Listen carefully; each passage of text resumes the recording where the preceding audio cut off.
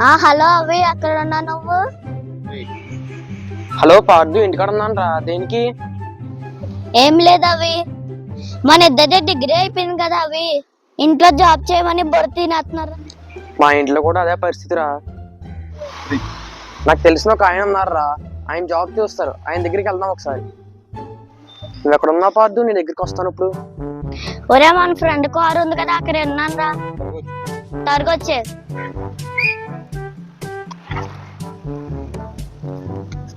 Hi Pardhu, ఎలా ఉన్నావు? Hi అవి, బాగున్నాను. ఈ రోజు ఎలాగైనా ఆయన కలవాలి పార్దు. ఓకే అనియా.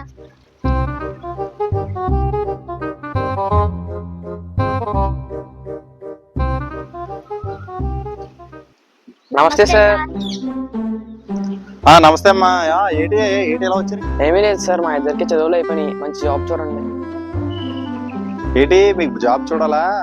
ఓకే, ఏం జాబ్ చేస్తారు? 2 జాబులు ఉన్నాయి అబ్బాయి, మీ ఇద్దరికి సూట్ అవుతే చేస్తారా మరి? ఏ జాబ్ అన్నా చేస్తాం సార్, మీరు ఇప్పించాలి కానీ. సరే అయితేనే, మీ ఇద్దరికి జాబు ఓకే అయిపోయినట్టే. ఒకటేమో ఇండియన్ నేవీలో ఉంది, ఒకటేమో ఎయిర్ ఫోర్స్ లో ఉంది. దాంట్లో చేయడానికి మీకు ఇబ్బంది ఏమి లేదు కదా. ఒక్కొక్కరికి ₹1,00,000 జీతం వస్తుంది, బాగానే ఉంటది.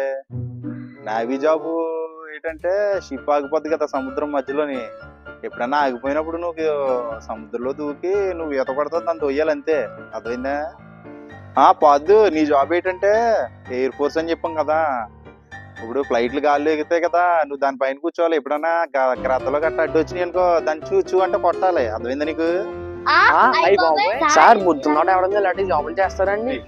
మీకు మీ జాబులకు నమస్కారం అండి. ఈ వీడియో నచ్చితే